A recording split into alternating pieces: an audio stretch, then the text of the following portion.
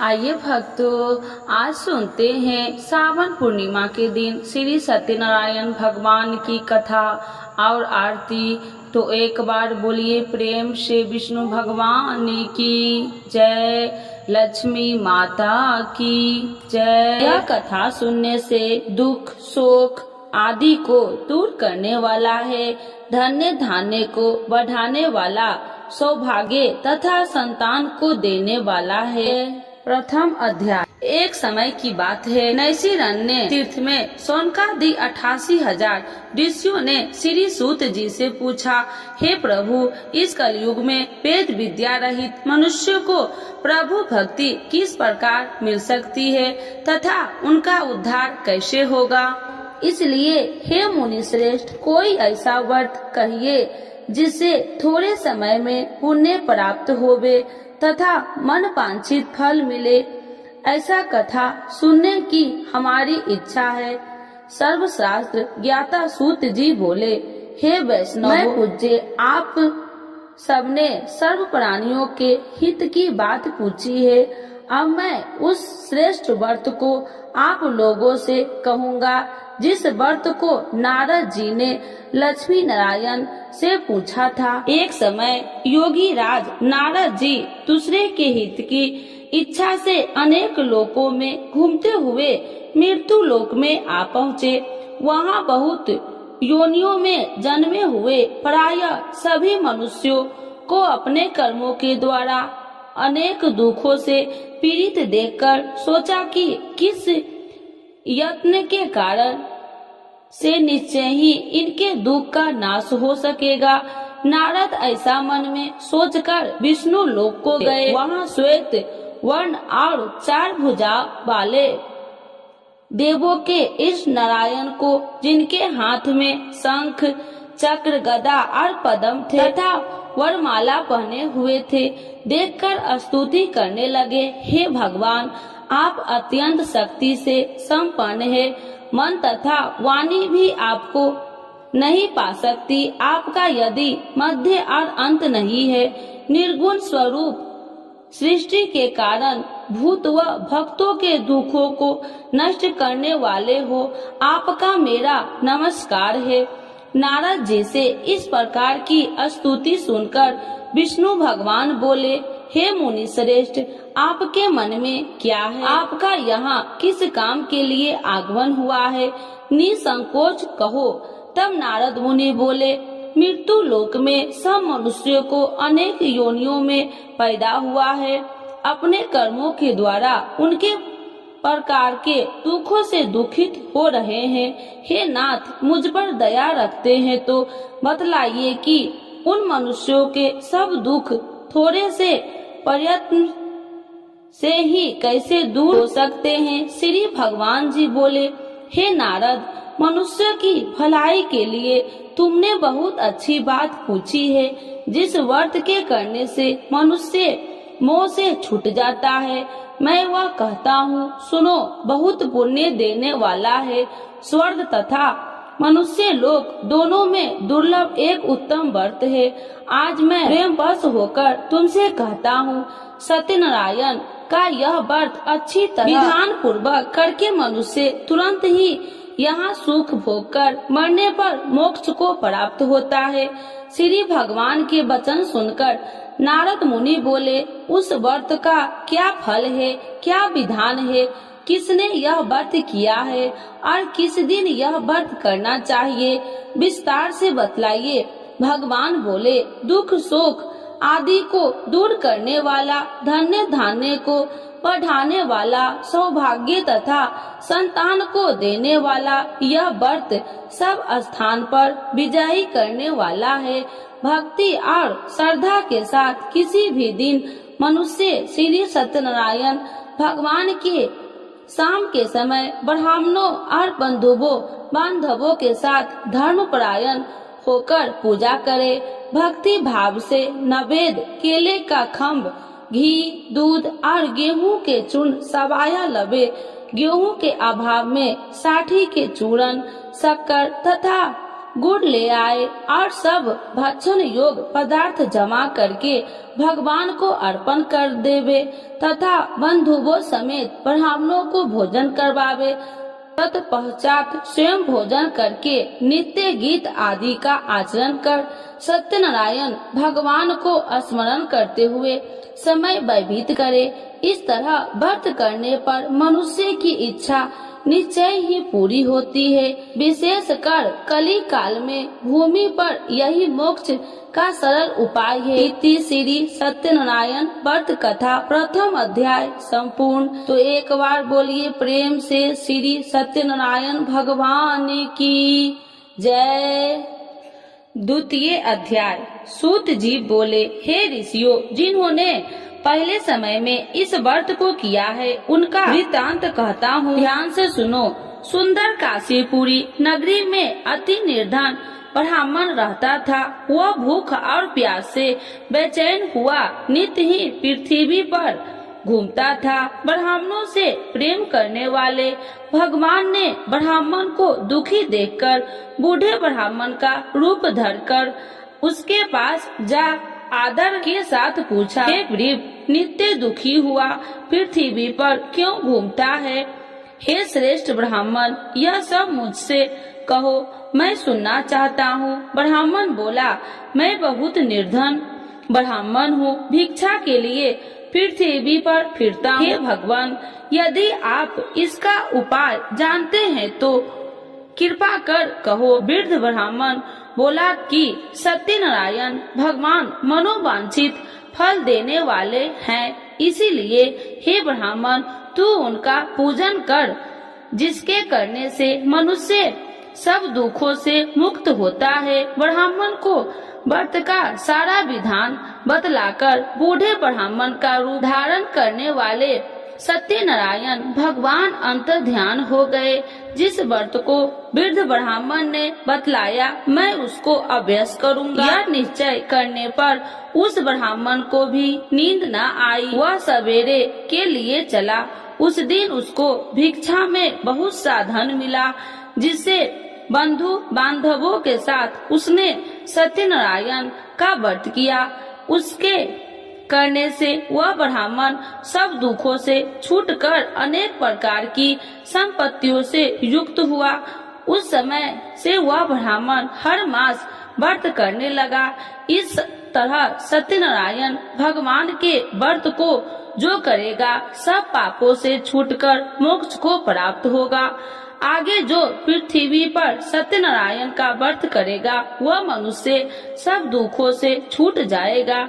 इस तरह नारद जी ने सत्यनारायण का कहा हुआ यह व्रत तुमने कहा, हे वृद्ध, अब मैं और क्या कहूँ? ऋषि बोले, हे मुनि श्रेष्ठ, संसार में इस ब्राह्मण से सुनकर किस किस ने इस व्रत को किया, हम सब वह सुनना चाहते हैं। इसके लिए हमारे मन में श्रद्धा है। सूत जी बोले, हे मुनियों, जिसने इस व्रत को किया है वह सब सुनो। एक समय वह ब्राह्मण धन और ऐश्वर्य के अनुसार बंधु बांधवों के साथ व्रत करने को तैयारी हुआ। उसी समय एक लकड़ी बेचने वाला बूढ़ा आदमी आया और बाहर लकड़ियों को रखकर ब्राह्मण के मकान में गया। प्यास से दुखी लकड़हारा उनको व्रत करते देखकर ब्राह्मण को नमस्कार करके पूछने लगा कि आप यह क्या कर रहे हैं और इसके करने से क्या फल मिलता है, कृपया करके मुझसे कहो। ब्राह्मण ने कहा, सब मनोकामनाओं को पूरा करने वाला यह सत्यनारायण भगवान का व्रत है। इसकी ही कृपा से मेरे यहाँ धन्य धान्य आदि की वृद्धि हुई है। ब्राह्मण से व्रत के बारे में जानकर लकड़हारा बहुत प्रसन्न हुआ। चरणामृत ले और प्रसाद खाने के बाद अपने घर को आया। लकड़हारे ने मन में इस प्रकार का संकल्प किया कि आज ग्राम में लकड़ी बेचने से जो धन मिलेगा उसी से सत्यनारायण देव का उत्तम व्रत करूंगा। यह मन में विचार कर वह बूढ़ा लकड़हारा लकड़ियां अपने सिर पर रखकर जिस नगर में धनवान लोग रहते थे वह ऐसे ही सुंदर नगर में गया। उस दिन वहाँ पर बूढ़े को उन लकड़ियों का दाम पहले दिनों से 100 गुना मिला। तब वह बूढ़ा लकड़हारा दाम ले और अति प्रसन्न होकर पक्के केले की फली, शक्कर, घी, दूध, दही और गेहूं का चूर्ण इत्यादि सत्यनारायण भगवान के व्रत को कुल सामग्रियों को लेकर अपने घर गया।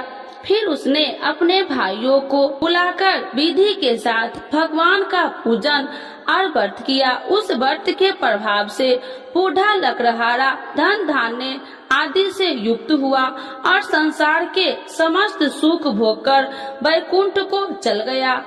इति श्री सत्यनारायण व्रत कथा 2य अध्याय संपूर्ण।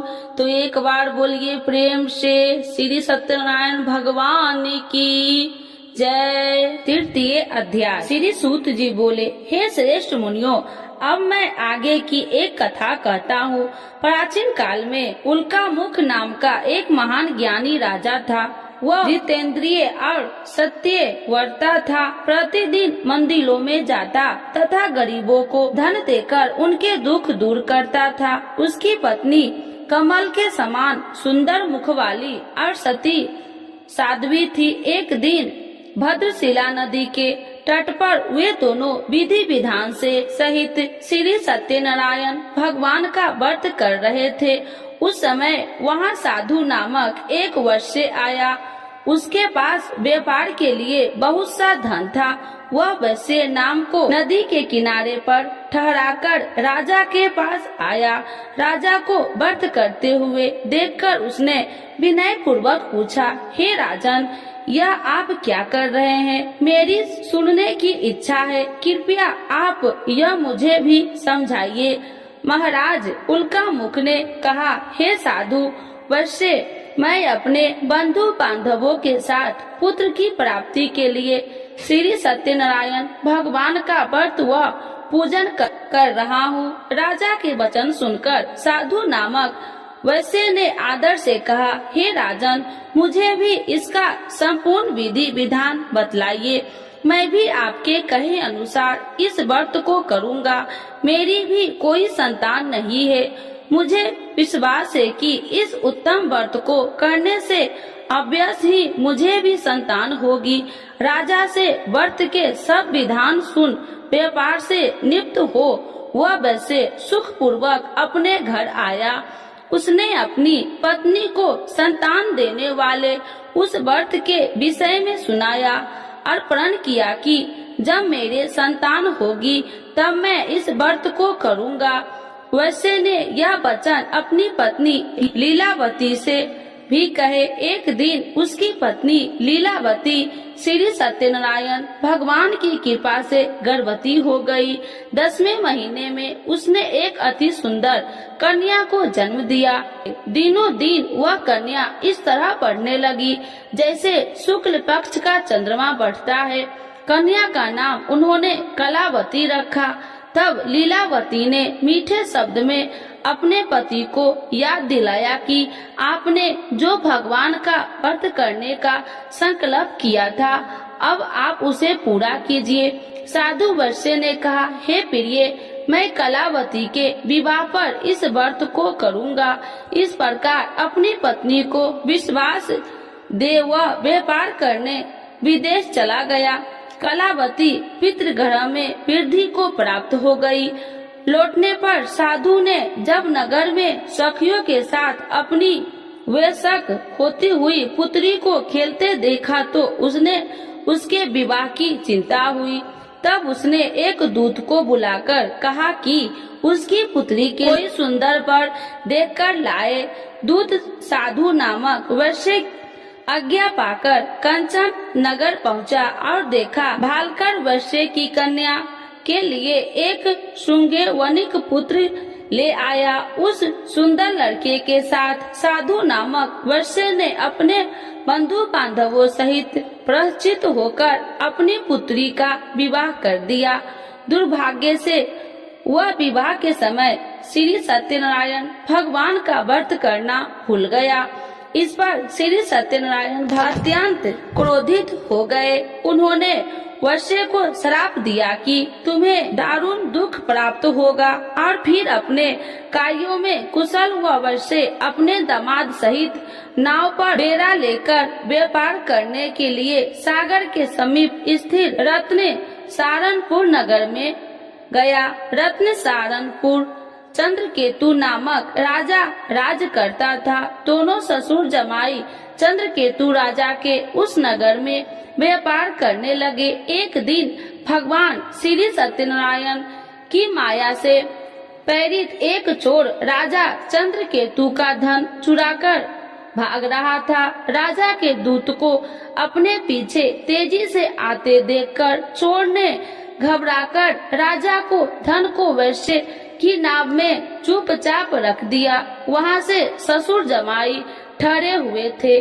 और भाग गया। जब दूत ने उस वैश्य के पास राजा के धन को रखा देखा तो उन्होंने उस ससुर दामाद को ही चोर समझा। वे उन ससुर दामाद को दोनों को बांधकर ले गए और राजा के समीप जाकर बोले, आपका धन चुराने वाला ये दोनों चोर हम पकड़कर लाए हैं, देखकर आज्ञा दे। तब राजा ने बिना उस वैश्य की बात सुने उन्हें कारागार में डालने की आज्ञा दे दी। इस प्रकार राजा की आज्ञा से उनको कारावास में डाला दिया गया तथा उनका सारा धन भी छीन लिया गया।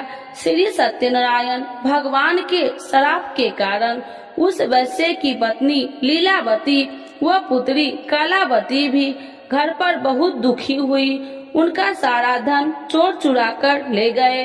मानसिक व शारीरिक पीड़ा तथा भूख प्यास से अति दुखी हो भोजन की आस में कलावती एक ब्राह्मण के घर गई। उसने ब्राह्मण को श्री सत्यनारायण भगवान का व्रत विधि पूर्वक करते देखा। उसने कथा सुनी और श्रद्धा पूर्वक प्रसाद ग्रहण कर रात को घर आई। माता ने कलावती से पूछा, हे पुत्री, तू अब तक कहाँ रही? मैं तेरे लिए बहुत चिंतित थी। माता के शब्द सुन कलावती बोली, हे माता, मैंने एक ब्राह्मण के घर श्री सत्यनारायण भगवान का व्रत होते देखा और मेरी भी उस उत्तम व्रत को करने की इच्छा है। माता ने कन्या के वचन सुनकर श्री सत्यनारायण भगवान के पूजन की तैयारी की।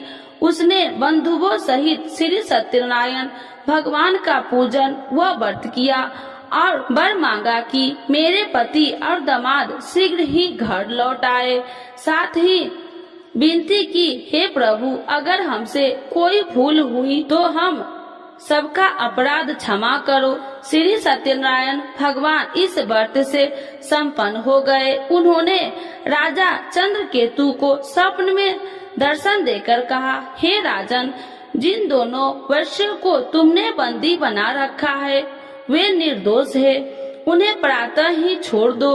उनका सब धन जो तुमने अतिग्रहित किया है लौटा दो, अन्यथा मैं तुम्हारा राज्य, धन, पुत्र आदि सब नष्ट कर दूंगा। राजा से ऐसे वचन सुनकर भगवान अंतर ध्यान हो गए और फिर प्रातः काल राजा चंद्रकेतु के दरबार में सबको अपना स्वप्न सुनाया और सैनिक को आज्ञा दी कि दोनों वैश्य को कैद से मुक्त कर दरबार में ले आओ। दोनों ने आते ही राजा को प्रणाम किया। राजा ने कोमल वचनों से कहा, हे महामुने भावो, तुम्हें अज्ञानतावश ऐसा कठिन दुख प्राप्त हुआ है।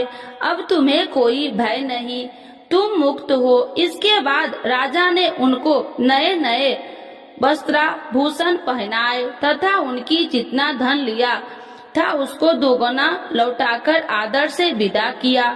दोनों वैश्य अपने घर को चल दिए। इति श्री सत्यनारायण व्रत कथा तृतीय अध्याय संपूर्ण। तो एक बार बोलिए प्रेम से विष्णु भगवान की जय। चतुर्थ अध्याय। सूत जी ने आगे कहा, वैश्य ने यात्रा आरंभ की और अपने नगर को चला। अनेक थोड़ी दूर आगे बढ़ने पर दंडी वेशधारी श्री सत्यनारायण भगवान ने उसकी परीक्षा लेने हेतु उससे पूछा, हे वैश्य, तेरी नाव में क्या है? अभिमान वनिक हंसता हुआ बोला, हे दंडी, आप क्यों पूछते हैं? क्या धन लेने की कामना है? मेरी नाव में तो बेल के पत्ते भरे हैं। वैश्य ने ऐसे वचन सुनकर दंडी वेशधारी श्री सत्यनारायण भगवान बोले, तुम्हारा वचन सत्य हो। ऐसा कहकर वे वहाँ से चले गए और कुछ दूर जाकर समुद्र के तट पर बैठ गए। दंडी महाराज के जाने के पश्चात वैश्य ने नित्य क्रियाओं से निपुण होने के बाद नाव को ऊंची उठी देखकर अचंभा किया तथा नाव में बेल के पत्ते आदि देखकर मूर्छित हो जमीन पर गिर पड़ा। मूर्छित खुलने पर अति शोक करने लगा। अब उसके दामाद ने कहा, आप शोक न करे, यह दंडी महाराज का श्राप है, अतः हमें उनकी शरण में ही चलना चाहिए, वही हमारे दुखों का अंत करेंगे।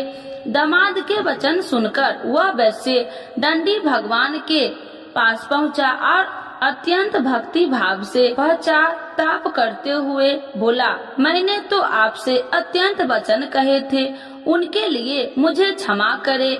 ऐसा कहकर वह शोकातुर हो रोने लगा। तब दंडी भगवान बोले, हे वनिक पुत्र, मेरी आज्ञा से ही बार बार तुझे दुख कष्ट प्राप्त हुआ है, तू मेरी पूजा से विमुख हुआ है।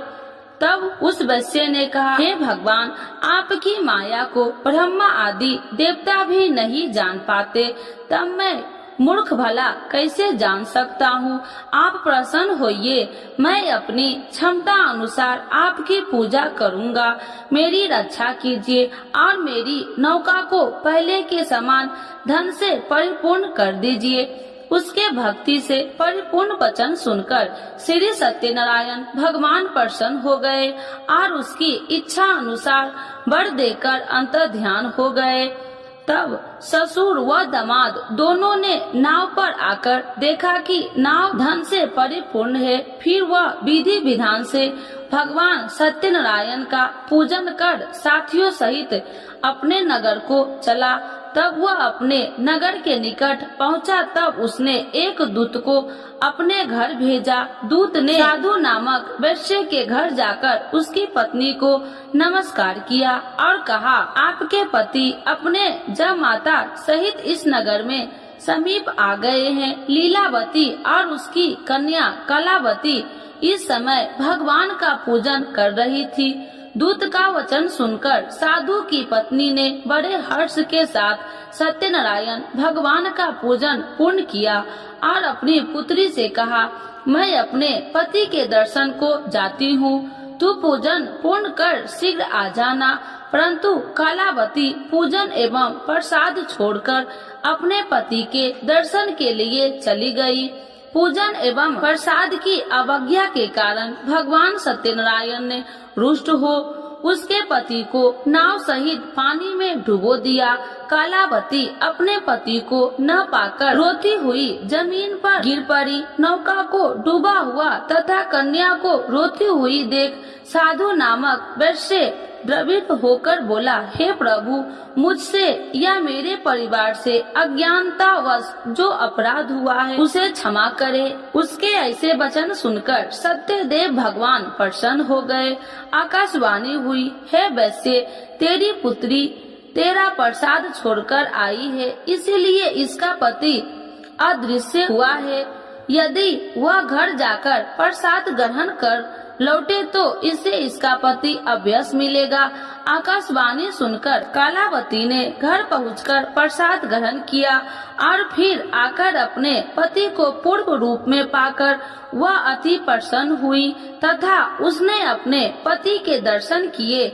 तत्पश्चात साधु वैश्य ने वही बंधु बांधवों सहित सत्यदेव का विधि पूर्वक पूजन किया। वह इस लोक के सभी प्रकार के सुख भोग कर अंत में मोक्ष को प्राप्त हुआ।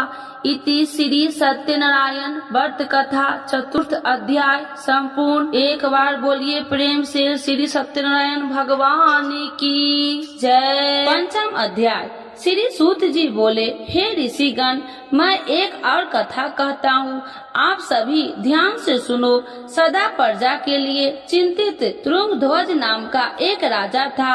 उसने भगवान सत्यनारायण का प्रसाद त्याग कर बहुत कष्ट पाया। एक समय राजा वन में अन्य पशुओं को मारकर बर के वृक्ष के नीचे आया। वहाँ उसने ग्वालों को भक्ति भाव से बंधु बांधवों सहित श्री सत्यनारायण जी की पूजन करते देखा, परंतु राजा देखकर भी अभिमान के कारण न तो वहाँ गया और न ही सत्यदेव भगवान को नमस्कार ही किया। जब ग्वालों ने भगवान का प्रसाद उसके सामने रखा तो वह प्रसाद छोड़कर अपने नगर को चला गया। नगर में पहुंचकर उसने देखा कि उसका सारा राज्य नष्ट हो गया। वह समझ गया कि यह सब भगवान सत्यदेव ने रुष्ट होकर किया है। तब वह वन में वापस आया और ग्वालों के समीप जाकर विधि पूर्वक पूजन कर प्रसाद ग्रहण किया तो सत्यनारायण की कृपा से सब कुछ पहले जैसा ही हो गया और लंबे समय तक सुख भोग कर मरणोपरांत वह मोक्ष को प्राप्त हुआ। जो मनुष्य इस श्रेष्ठ दुर्लभ व्रत को करेगा, श्री सत्यनारायण भगवान की कृपा से उसे धन्य धान्य की कोई कमी नहीं होगी। निर्धन धनी और बंदी बांधवों से मुक्त होकर निर्भय हो जाता है। संतानहीन को संतान की प्राप्ति होती है तथा सब इच्छाएं पूर्ण कर अंत में वह वैकुंठ धाम को जाता है। अब उनके बारे में भी जानिए जिन्होंने पहले इस व्रत को किया है। अब उनके दूसरे जन्म की कथा भी सुनिए। सतानंद नामक वृद्ध ब्राह्मण ने सुदामा के रूप में जन्म लेकर श्री कृष्ण की भक्ति एवं सेवा कर वैकुंठ प्राप्त किया। उल्का मुख नामक महाराज राजा दशरथ बने और श्री रघुनाथ का पूजन कर मोक्ष को प्राप्त हुए। साधु नाम के वैश्य ने धर्मात्मा व सत्य प्रतिज्ञ राजा मोर ध्वज बनकर अपने पुत्र को ओर से चीर कर वैकुंठ धाम प्राप्त किया। महाराज ध्रुमध्वज और स्वयंभू मनु बने। उन्होंने बहुत से लोगों को भगवान की भक्ति में लीन करवाकर वैकुंठ धाम प्राप्त किया। लकड़हारा अगले जन्म में गृह नामक निषाद राजा बना, जिसने राम के चरणों की सेवा कर अपने सभी जन्मों को संवार लिया। इति श्री सत्यनारायण व्रत कथा 5th अध्याय संपूर्ण। तो एक बार बोलिए प्रेम से भगवान श्री सत्यनारायण की जय। आरती श्री सत्यनारायण जी की जय। लक्ष्मी रमीना श्री जय लक्ष्मी रमीना सत्यनारायण स्वामी जनिपात की हरिना। जय लक्ष्मी रमीना रत्न जड़ित सिंहासन अद्भुत छवि राजे स्वामी अद्भुत छवि राजे। नारद करत निरंजन घंटा ध्वनि बाजे। ओम जय लक्ष्मी रमीना प्रगट भये कलिकारणी दिज को दरस दियो स्वामी दिज को दरस दियो। बूढ़ो ब्राह्मण बन कर कंचन महल कियो। जय लक्ष्मी रमीना दुर्लभ भील कठारो इन पर कृपा करी स्वामी इन पर कृपा करी। चंद चूर एक राजा जिनकी विपत्ति हरी। जय लक्ष्मी रमीना वैश्य मनोरथ पायो सरदा तज दिन्नी स्वामी सरदा तज दिन्नी। सफल भोग प्रभु जी फिर स्तुति किन्नी। ओम जय लक्ष्मी रमीना भाव विभक्ति के कारण छिन छिन रूप धरियो स्वामी छिन छिन रूप धरियो।